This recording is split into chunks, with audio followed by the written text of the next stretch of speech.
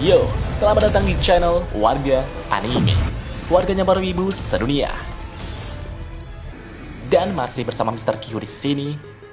Pada kesempatan kali ini, Mr. Q akan menceritakan lanjutan dari light novel Tensura volume 20 part 1. Di sini kita akan diperlihatkan pertarungan di wilayah Raja Iblis Milim yang sangat memanas ketika menghadapi para jenderal insektar bawahan Raja Zelanus.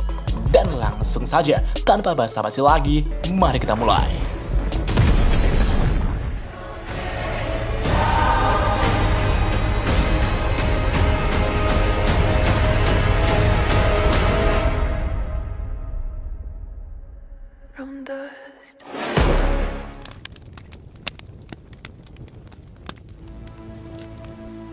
Pada saat ini, perang besar antara pasukan gabungan Milim dan Tempest melawan pasukan insektar dari Raja Zelanus masih terus berlanjut di wilayah ibu kota baru Raja Iblis Milim. Semua orang berjuang mati-matian melawan berbagai musuh yang sangat kuat. Di sana terlihat, bawahan Carrera yang bernama Esprit telah bertarung dengan sengit melawan salah satu jenderal insektar yang bernama Peliot, serangga berbentuk kupu-kupu dengan sayap tipis. Peliot yang mampu membatalkan sihir ternyata adalah lawan terburuk bagi Esprit. Bahkan serangan yang dilepaskan Esprit, yaitu sihir serangan nuklir cannon, dapat dipantulkan Peliot dengan begitu mudahnya. Peliot adalah musuh alami dari ras iblis yang menggunakan sihir sebagai senjata mereka. Ketika Esprit mulai frustasi dengan ketidakmampuannya untuk mengelur waktu, datanglah Popio sebagai bala bantuan. Di sini Popio juga menyadari jika musuh yang dilawan Esprit sangatlah berbahaya. Segera setelah itu, karena sihir tidak mempan, Esprit kemudian mengeluarkan pedangnya, sedangkan Popio berubah dalam mode binatang buasnya. Dan mereka berdua pun bersama-sama melawan Peliot. Di satu sisi, Peliot mengeluarkan beberapa tubuh bayangan untuk menipu musuhnya, sedangkan Esprit dan Popio berusaha menyerang dengan segenap kekuatan mereka.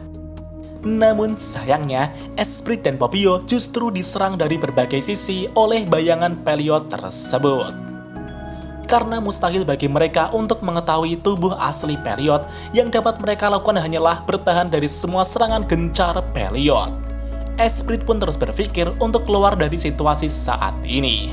Namun ketika Esprit terus berpikir, itu membuatnya lengah hingga Peliot melihat celah pada Esprit dan melepaskan serangan sisik beracun mematikan pada Esprit. Tapi untungnya, Popio dengan sigap langsung menendang Esprit agar tidak terkena serangan Peliot. Walaupun sedikit sakit, Esprit berterima kasih kepada Popio yang telah menyelamatkannya. Popio kemudian melanjutkan serangannya pada Peliot. Cakaran demi cakaran dilepaskan untuk merobek bayangan Peliot. Tapi, itu semua hanyalah sia-sia. Selama Popio tidak dapat membedakan Peliot yang asli atau palsu, semua serangan itu tidak ada gunanya. Esprit di sini sangat kagum dengan tekad Popio yang tidak mau menyerah. Bagi Esprit, Popio lebih lemah dari dirinya. Tapi meskipun begitu, Popio terus berusaha melakukan apa yang ia bisa. Dan tiba-tiba, Peliot menyerang balik ke arah Popio. Sisik beracun mematikan dilepaskan dan mengebor menuju Popio. Jika Popio menerima serangan langsung tersebut, tentunya itu akan menjadi akhir bagi Popio. Popio dengan lincah terus menghindari serangan-serangan dari Peliot. Namun meskipun begitu, serangan Peliot masih dapat menggores bagian-bagian tubuh Popio. Hanya masalah waktu sebelum racun itu menyebar. Sedangkan Esprit kini telah mengamati pertarungan Popio dari belakang. Esprit kemudian berkata, "Sejujurnya, tidak mungkin bagi kita untuk mengalahkannya. Karena itulah, Popio sama, ayo kita ganggu dia sekeras yang kita bisa demi mengulur waktu." Popio menjawab, "Apakah Anda memiliki rencana yang lebih baik?" Esprit kemudian mengajukan sebuah tawaran pada Popio untuk menjalin kontrak iblis dengan dirinya. Terlepas dari situasi saat ini, Popio tertawa dan berkata, "Hahaha, kontrak ya? Apa kontrak iblis yang kau bicarakan ini?" Popio sebenarnya memiliki kenangan pahit karena ditipu dari kontrak dengan Footman sebelumnya. Namun dalam situasi krisis ini, Popio siap untuk apapun resikonya. Esprit berkata, "Kontraknya adalah katakan padaku apa yang kau inginkan, dan sebagai imbalannya aku akan mencari jiwamu. Itu adalah metode umum yang digunakan oleh para iblis untuk merusak manusia. Pobio menjawab, "Aku mengerti, aku percaya padamu, Esprit, jadi aku akan menerima kontrak ini. Keinginanku tentu saja adalah kekuatan untuk melewati krisis ini." Esprit pun mengangguk lebar dan mengaktifkan kontrak iblis untuk mewujudkan keinginan Pobio. Segera setelah itu, Esprit kemudian melepaskan tubuh fisiknya. Dalam bentuk spiritualnya, Esprit pun masuk ke dalam jiwa Pobio. Setelah Esprit menyatu dengan Pobio, eksistensi poin Pobio kini telah meningkat. Tangannya yang terluka telah beregenerasi kembali. Namun meskipun begitu, nilai eksistensinya masih belum seberapa jika dibandingkan dengan Peliot. Setelah itu, Pobio mulai bertransformasi dalam mode iblis binatang buasnya dan akan mengelur waktu sebanyak mungkin sampai bala bantuan tiba. Singkat cerita, 40 menit telah berlalu. Meski terluka parah, Pobio masih hidup. Namun betapa mengejutkannya, Peliot terlihat begitu bersemangat. Dan ternyata, Peliot telah pulih kembali dari efek serangan milik Carrera sebelumnya. Di hadapan Peliot, Pobio telah mencapai batasannya. Pada momen inilah, Peliot dengan gembira menunggu jeritan kematian Pobio. Peliot kemudian melepaskan sihir terkompresi di ujung jarinya untuk membunuh Pobio. Di saat genting tersebut, tiba-tiba muncullah Gupta dari balik bayangan untuk menyelamatkan Pobio. Gupta dengan sigap langsung melempar Pobio agar terhindar dari serangan Peliot. Selain Gupta, ada Rangga dan Gobua yang telah datang. Gobua kemudian menangkap Pobio yang telah terlempar tersebut. Gobua adalah seorang wanita cantik berambut merah dengan seragam militernya. Dengan demikian, Pobio telah terselamatkan. Setelah itu, Esprit kemudian keluar dari tubuh Pobio dan kembali ke tubuh fisiknya sendiri. Mata Esprit berbinar-binar dan berkata, "Seperti yang diharapkan, itu adalah Gupta Sama. Aku yakin Gupta Sama akan menyelamatkanku." Jadi sebenarnya, Esprit adalah penggemar berat Gupta Sama gitu pak. Di satu sisi, Gupta yang mendengar perkataan Esprit itu pun sedikit malu. Esprit berkata lagi, "Sebagai 4 raja surgawi, tolong tunjukkan ketampananmu Gupta Sama. Setelah pertempuran ini selesai, mari kita berkencan." Karena Esprit dan Pobio sudah mencapai batasannya, Esprit kemudian membawa Pobio pergi meninggalkan pertempuran dan akan mempercayakan sisanya pada Gupta dan yang lainnya. Di sisi lain, Frey sedang bertarung di udara melawan salah satu jenderal serangga yang bernama Torun. Pertarungan mereka pun menjadi semakin memanas hingga tidak ada yang bisa menghalangi mereka. Namun sepertinya pertarungan mereka berat sebelah. Semua serangan Frey tidak mampu mencapai Torun. Setelah pertarungan berlangsung cukup lama, Torun tertawa dan berkata, "Kisi, kau sangat lemah." Bagi Torun, Frey sama sekali bukan ancaman. Tapi sebenarnya itulah yang diinginkan Frey. Frey selama ini telah mengamati kemampuan Torun. Pada saat itulah, Frey sedang mencibir Torun hingga membuatnya marah.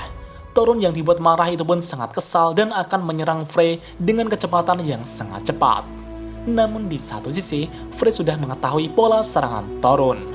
Dengan demikian, Frey dapat memprediksi arah serangan Torun tersebut. Dan pada akhirnya, Torun telah mencapai posisi yang diharapkan Frey. Seketika itu juga, cakar Frey menusuk tepat di dada Torun. Torun pun merasakan rasa sakit yang luar biasa. Ia kemudian mencoba mati-matian untuk melawan, tetapi tidak ada kekuatan Torun yang dapat ia aktifkan. Cakar Frey saat ini sedang mencengkeram Magic Core yang ada di dalam dada Torun. Magic Core adalah bagian terpenting bagi Insektar. Segera setelah itu, Frey langsung menghancurkan Magic Core dengan cengkeramannya. Frey berkata, "Selamat tinggal." Dan inilah akhir dari Jenderal Serangga Torun. Dari sinilah kita bisa melihat cara bertarung Frey yang begitu cerdas dan licik. Di sisi lain, Gabil saat ini telah bertarung melawan salah satu jenderal serangga yang bernama Bitop. Nilai eksistensi Gabil saat ini adalah sekitar 1,2 juta, sedangkan Bitop lebih dari 1,7 juta. Walaupun nilai eksistensi bukanlah yang menentukan kemenangan, Bitop memiliki kemampuan fisik dan kemampuan tempur yang lebih unggul dibanding Gabil. Karena itulah, Gabil sangat kesulitan melawan Bitop. Jika Gabil sendirian, sudah pasti Gabil akan mudah dikalahkan. Tapi untungnya, saat ini Gabil tidak sendirian. Gabil kini telah bertarung bersama dengan Sophia. Tapi meskipun 2 lawan 1, Gabil dan Sophia masih saja kesulitan. Di satu sisi, Bitob tertawa dan berkata, "Hihahaha, bagus, beginilah seharusnya pertempuran dilakukan." Bitob sangat menikmati melawan orang lemah yang berjuang untuk menang. Namun tiba-tiba, Bitob merasakan jika rekannya yang bernama Torun telah mati. Mengetahui hal ini, Bitob memutuskan bahwa ini bukan lagi waktunya untuk bermain-main. Bitob kemudian akan melepaskan kekuatannya yang sebenarnya untuk segera menghabisi Gabil dan Surya. Seketika itu juga, Bitob telah menghilang dari pandangan Sophia. Dan tiba-tiba, Bitob berada tepat di depan mata Sophia dan menendang Sophia dengan sekuat tenaga. Alhasil, Sophia pun terpental cukup jauh. Meskipun Sophia sempat menahan tendangan itu dengan kedua tangannya, tapi hasilnya begitu kejam. Kedua lengan Sophia telah hancur dan ia terkena tendangan kuat di perutnya. Gabil yang melihat itu pun berteriak, "Sophia Dono!" Kondisi Sophia saat ini terlihat begitu parah, tapi untungnya Sophia masih hidup. Namun tiba-tiba, Bitob menendang Sophia lagi dan menghancurkan hati Sophia hingga membuatnya muntah darah. Dengan demikian, Sophia telah diambang kematian. Di satu sisi, Gabil tidak akan membiarkan Sophia Dono mati dan akan segera melakukan sesuatu untuk menyelamatkan Sophia dari kematian. Dan apakah yang akan terjadi selanjutnya? Mari kita lanjut di part selanjutnya. 久しぶりの現世です。せいぜい楽しむとしましょうか。 Dan jika ada kesalahan dalam pembahasan, Mimin mohon maaf. Dan sekian untuk pembahasan kali ini. Dan jangan lupa klik like dan subscribe juga ya guys. Tentu saja di Warga Anime.